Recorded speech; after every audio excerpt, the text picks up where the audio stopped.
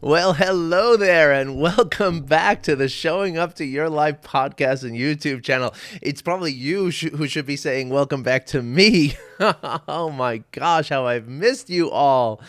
It feels great to be back, but I will be honest with you. I was nervous. I was like, am I even going to remember how to do this? I don't think I've taken 2 weeks off of anything in so long. I've forgotten what it feels like. And so hey, listen, I know that I had planned on doing a 1 week vacation, and I'll be honest with you, it just felt so good that I just needed to take another week off. Now, part of my thought process, and I hope some of you really appreciate this, part of my thought process is that several of my listeners and people who I've been in contact with as listeners are in Europe. And so it was you who I was thinking of when I said, you know what, 2 weeks in August is the normal thing to do. That's a European thing. For any of you who don't know, I had to travel to Europe on business many years ago in my advertising world. I used to travel to Europe probably 5 or 6 times a year. And anytime I had to go in August, it was always like, oh gosh, the whole place is going to be shut down, because that's how it is.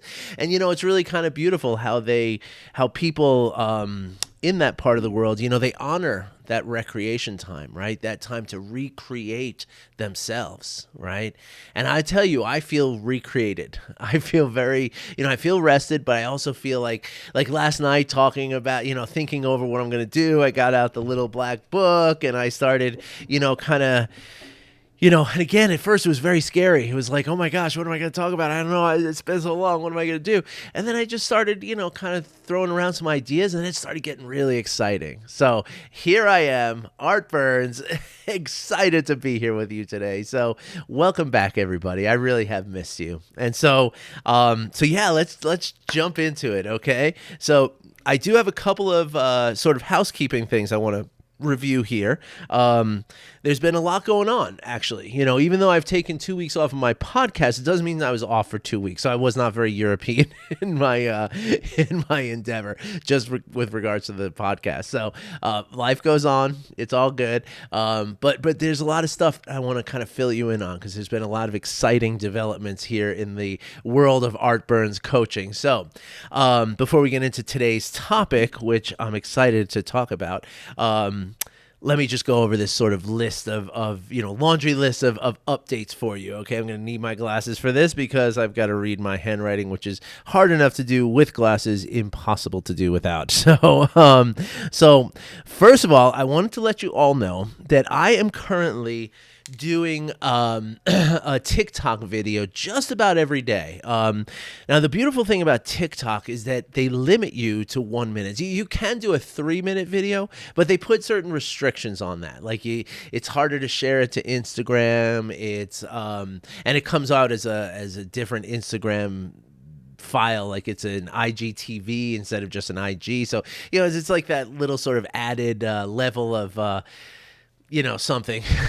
So it's a little harder to do. And also you can't, one of the things on TikTok that I'm dying for somebody to do this with one of my videos, is that people are allowed to do duets. If you set your video to do that, right, to allow for duets, which means that somebody else can take my video, and they can kind of record them watching my video and commenting on it, which really is kind of cool. You see some people do it. Although I will say, I just had to look it up because somebody just posted a video on TikTok mentioning and referencing the something that I tell you all the time about, which is Jill Bolte Taylor. As she talked about the fact that the chemical response that becomes an emotion, right? That chemical release, right, takes about 90 seconds for it to just kind of an automatic emotion pops up. It takes 90 seconds for that to course through your body and dissipate and go away, right?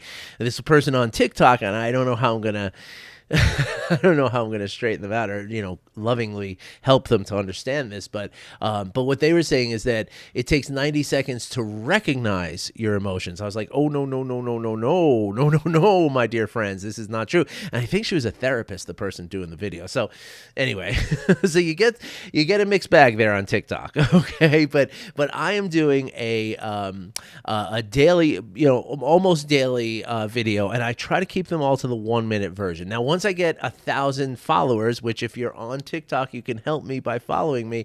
Once I get 1,000 followers, I can do live broadcasts, which then I can do kind of like get into some coaching, get into doing some guided meditations, get into some, questions and answers. That's my thing. So we're working on it right now. I'm at like 100 in about 3 weeks. I got 160 something followers. So it's going to happen. It's going to take a little time. So yeah, if you're on there, follow me. I would love that.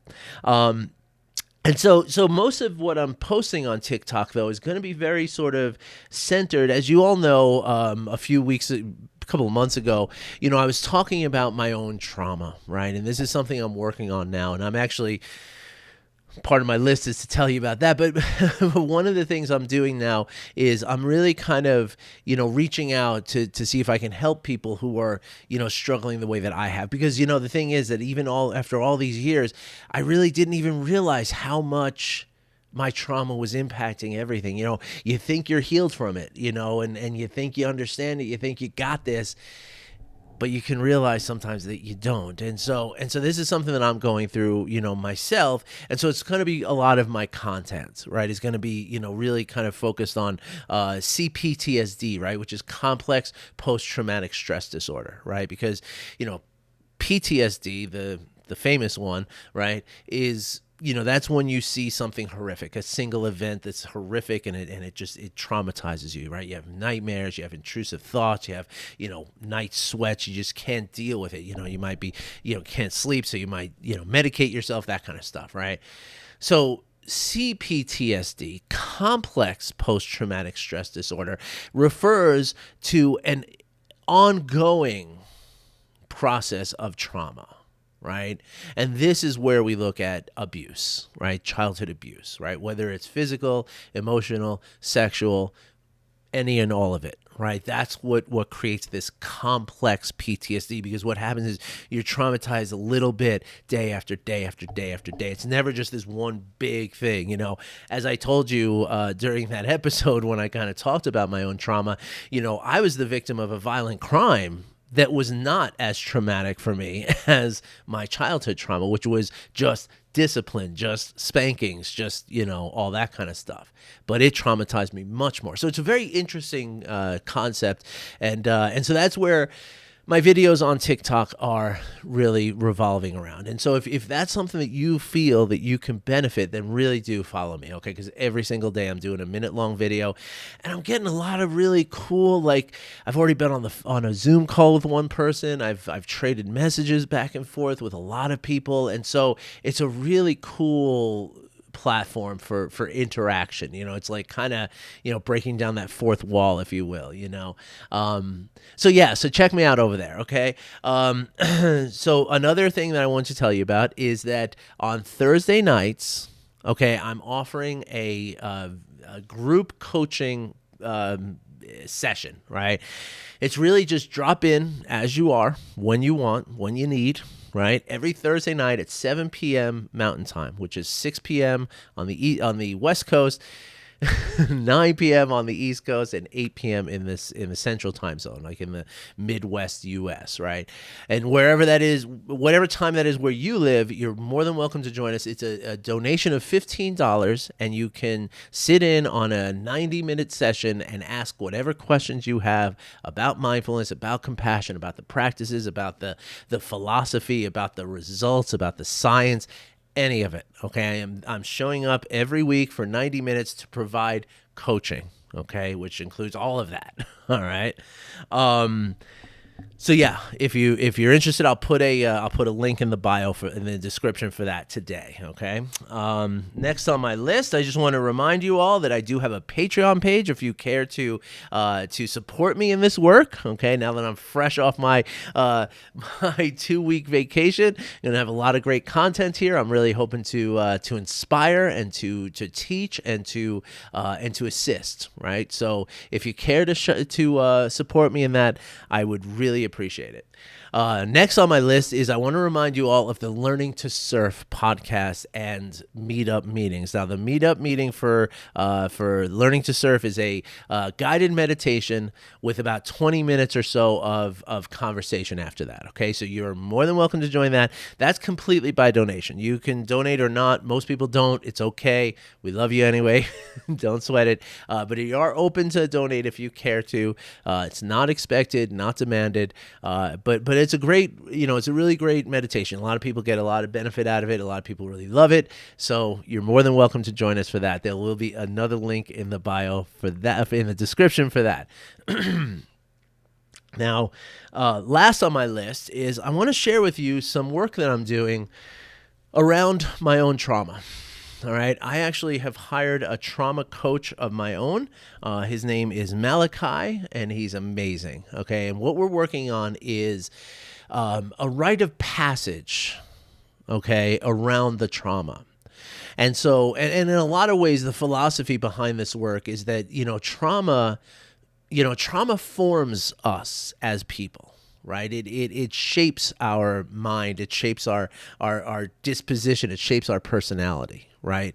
And so in a very real way, if one wants to truly overcome and truly heal from their trauma, a rite of passage is a very helpful thing. As you know, like a rite of passage, it's like the ceremony of something, right? Now, in the closest thing that we have in our culture would be from the Jewish people in the American culture, right? Who have bar mitzvahs and bat mitzvahs, bat for the women, bar for the men. And what happens in a bar mitzvah or a bat mitzvah is that, this is like the ceremony. It says, okay, now you are an adult. You have become something different from what you were. We don't really do that outside of the Jewish community here in the U.S., and I think it's something that's missing. And certainly with regards to trauma recovery and trauma healing, it's very, very valuable. And so I just started yesterday. It was my very first session. It was great. We did a guided meditation of visualizing my ancestors, it was really just very beautiful. So I might be talking about that here and there. And if anybody wants to kind of maybe ride along in this process, I mean, not in the actual meetings, but if you're looking for like I'm trying to figure out some way that I can do maybe a little daily journal about this, or, maybe I'll do another video about this. I'm trying to think, but if you have interest in this, let me know. Okay. Because if nobody's interested, I probably won't do it. I'll just write in my own journal. But if you're interested in kind of following me through this process, if I get enough people, I'll do like a quick, 2 or 3 minute video here every day and just kind of check in, or do a blog post or something like that. So let me know. Okay. Probably be like a once a week kind of thing, not an everyday thing, by the way. So, but let me know. Okay. I think I would love that. So if there was someone there to read it or listen to it or watch it, I would certainly be interested in doing that. All right. So that's my laundry list for today. That's all the stuff that I had to kind of cover here. And so let's talk about what we're talking about here today. Okay.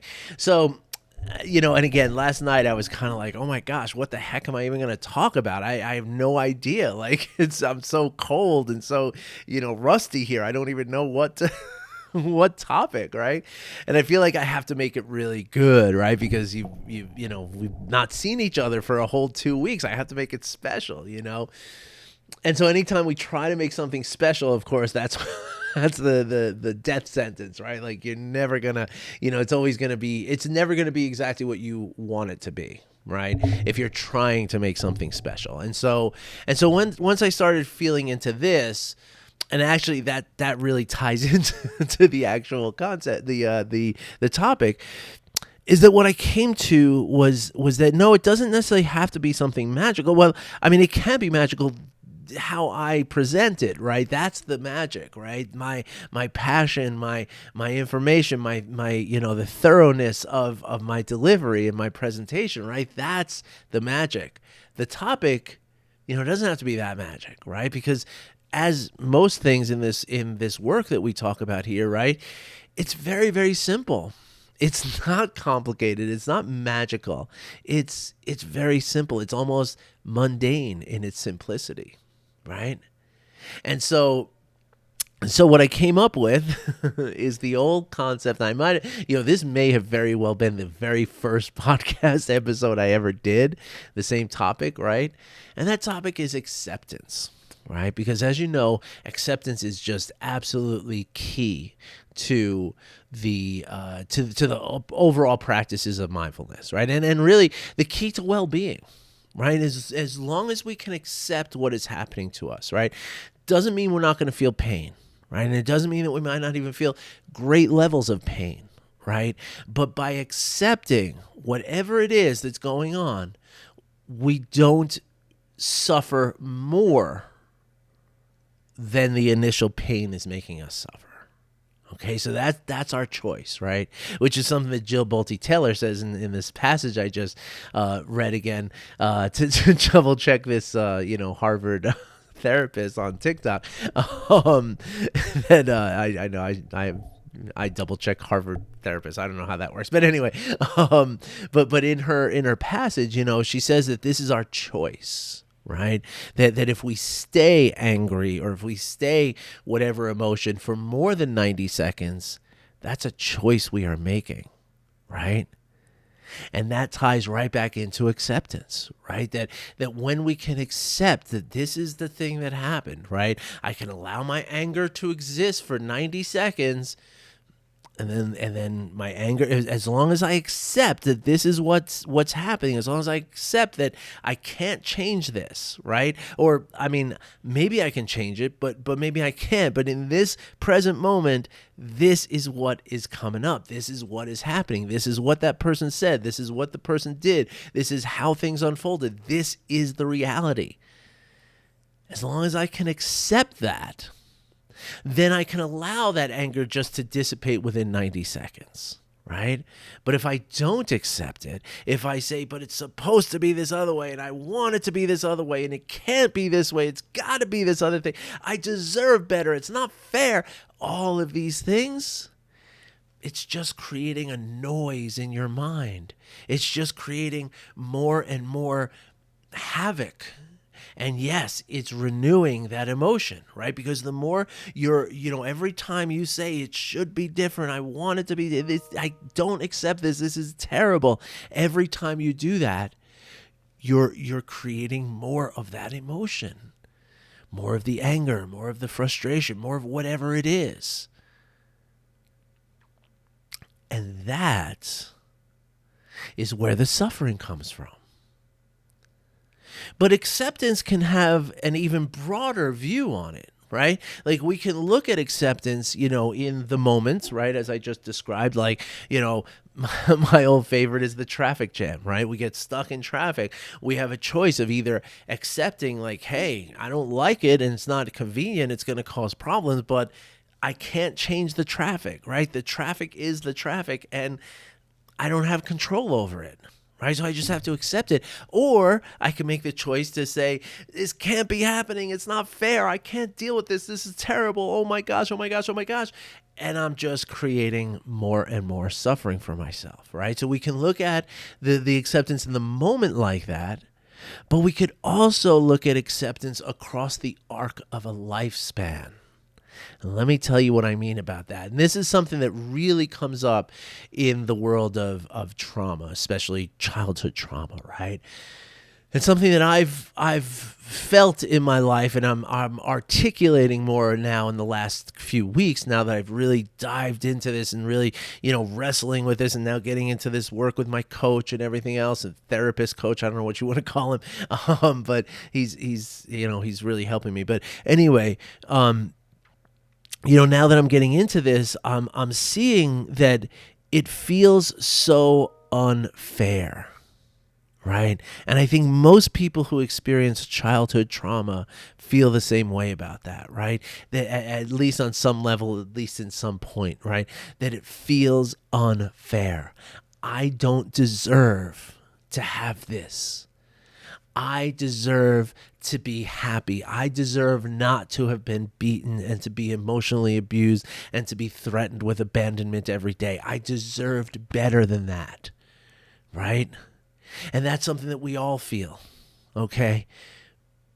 But here's the thing. None of us, not a single person out of the 7.6 billion people on this planet, I think it's 7.6 billion people on this planet, right? There's not one single person, and if you add the animals and the instincts, you're talking about hundreds of billions of beings. Not one of them, not a single one, was ever presented with some kind of contract before they came into this world, right? We are not presented with a contract that says, okay, you can expect to have this happen, have that happen, have this happen, have that happen. You're going to have this beautiful, happy life. You're going to live in luxury. You're going to, you're going to have peace. You're going to have happiness. You're going to have friends. You're going to have love. You're going to, be healthy and all that. Nothing like that ever happens, right? We come into this world as complete free agents, right? We come into this world with nothing but potential, right? And of course, yeah, in a sense, and the level of unfairness feels real because I didn't choose to come into this family, right? I didn't choose to come into a parents who are going to treat me this way, right? And so again, it starts to feel like unfair. But here's the thing, right? Again, nobody promised you anything different, right? And so in a lot of ways, we can look at that and say, well, isn't that sad? Isn't that terrible? Isn't that horrible, right? And you could look at it that way, but you could also look at it another way, right? This is something that often comes up when I read novels, especially some of the classic novels like, Candide and, some of the Hermann Hesse novels of, even Siddhartha was this way, where you watch the character from a book, and it happens in movies too, of course. It's a, classic concept here, right? You watch characters go through their lives, right? And you say to yourself, like, wow, it must be horrible to feel that way, right? But when we say that, right, we're projecting our own understanding of our own life and our own expectations. We're projecting that onto what we're seeing, right? And so in a lot of ways, like if... for instance, like myself having grown up in a, middle class, kind of, very white privilege world that I grew up in, right? It's easy for me to look at somebody who has less privilege, who has less, and this is, of course, years ago. I don't look at people this way anymore. But when I was growing up, it was easy for me to look at people who had less than what I had and feel sorry for them and feel like, oh, gosh, it must be hard to live like that, right? But the reality is that those people, like, this is the life that they know. And in fact, I know from conversations, there were many times where people looked at me and said, damn, I feel sorry for you. Yeah, you got like you live in a nice house and you got, pretty much access to whatever you need, financially and, within reason, you got access. But look at what you're living with. It's got to be hard, right? And that's exactly the point, right? That we're all here to live out our own story. I'm not here to live out your story. You're not here to live out my story. It doesn't work that way, right? I've got my story. I've got my life.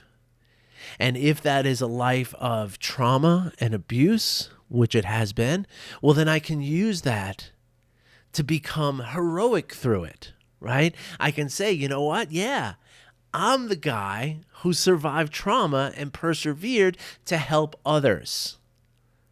And that's awesome. Sign me up for that. I'll take it. At 8 years old, maybe I would have felt differently. But now, and this is one of the things that my coach slash therapist said to me in the first meeting we had that really was like, okay, yeah, I'm doing this with this guy.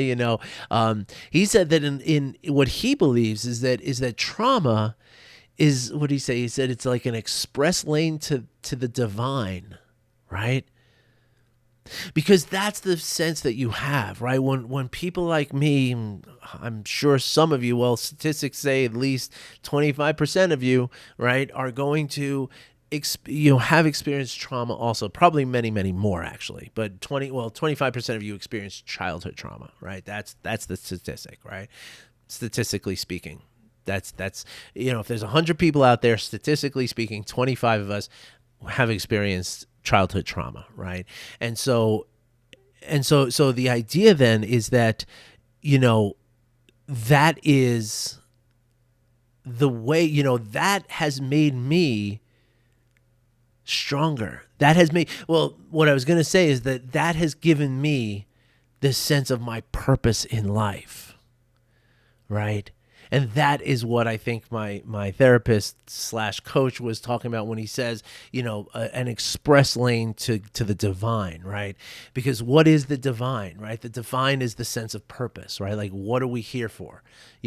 God, what am I here for, right? And when we read our religious texts and we go through the ceremonies of religion, what we're aiming and striving to find out is that sense of purpose, right?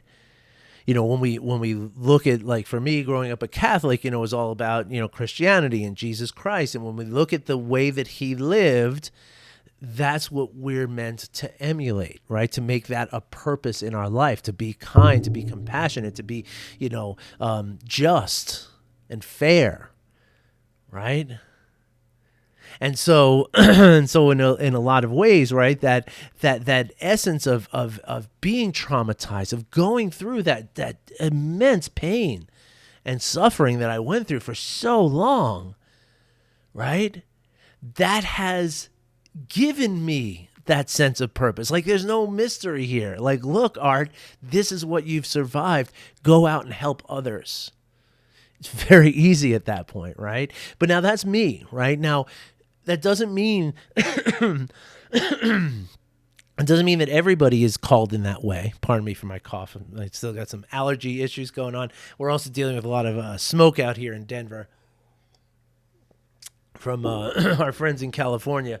But anyway, pardon me. And of course, that doesn't apply to everyone, right? Not everyone is here to help others and all that kind of stuff. And that's not what I'm saying, right? But what I am saying is that we often have a way of saying that, like, like, I don't know, I want things to be perfect, right? I want my life to work out the way it's supposed to work out, right? And that thing that's supposed to is the problem. Because the reality is there's no supposed to. There's no preconceived notion that is, okay, this is what you can expect, right? As I said a minute ago, right? So when we sit here and we struggle with feeling like, well, I don't want to have a broken marriage, right? Because I'm the person who is supposed to have a healthy marriage and a happy marriage. I don't want to have a broken marriage, right? Well, maybe your story is the story about a man or a woman who's in a broken marriage. Right? And so the point that I'm making here is that we can accept that this is the way our life is, right? This is what life has presented us. And in that acceptance, now we can find our story and we can be okay with our story, right? Instead of, again, thinking like, no, I'm supposed to have this kind of life. Well, what happens when I let go of that idea of what I'm supposed to have, and I now look at what I do have? What in what I do have is the story, right? And how can I create a hero's journey out of that story? Right? Because that's the thing. Whether even, people who, I remember when my kids were when my wife was pregnant with our kids, a gripping fear that I had was that they would be born not perfect, right? They would have some kind of health issue, some kind of, and for a little while we thought that our daughter might have an epileptic issue, and I took it as this like identified, just, like it made me a bad person if my daughter had epilepsy, right? But what does that say about my daughter? I mean, come on. It's okay, right? It's okay to be the person with ADHD. It's okay to be the person with, to be a traumatized person. It's okay to be the person with epilepsy. It's okay to be the person with a special needs of any kind. It's okay to be the autistic person. It's okay to be the parent of the autistic person. That is your story. And there is only one person in the entire universe who has your story. Nobody else. And that makes you very special. And that makes you very magical in and of yourself. And so these difficulties that we go through, and the thing is, though, that this also applies to people who have everything in their life, right? The people who grow up with millionaire parents, they're suffering too. They have things, they wish that they had your life sometimes, at least parts of it. And you wish you had their life, at least parts of it. So the idea, though, is that we just come into ourselves, and like this kind of brings up the quote from Ram Dass that I reference a lot. It's that the only thing I can do for you is to work on myself. And the only thing you can do for me is to work on yourself, which a big part of that is to accept who I am, how I am, with no ands, ifs, or buts, right? This is me. Now, I can change in my lifespan. I can improve. I can, play to my strengths and try to improve myself. Nothing wrong with that. That is not the antithesis of acceptance, right? But it becomes accepting who I am so that I can change my life. All right. Well, folks, that felt good. That felt really, really good. I know I had a couple of coughs in there. I have to work on that, get some lozenges going. I don't have any lozenges on my desk, but I'll get some and I'll make sure we get a little smoother on that. But gosh, I am so excited to be back here, and I am just so happy and so grateful. While I was gone, I actually got more subscribers on YouTube. Oh, that was pretty cool too. So by the way, do all the things, right? Like, subscribe, rate and review on the podcast, all that stuff that you can, okay? But for all you watching and for all you listening, I just want you to know my heart is just warm and glowing being back here with you today. And I'm just so happy. And I miss you. All right. So if you have any questions, as always, please reach out, send me an email, let me know what you're thinking, okay? And we'll talk through whatever we need to talk through. All right, everybody. I wish you well. I'll be back again tomorrow. Take care, everybody.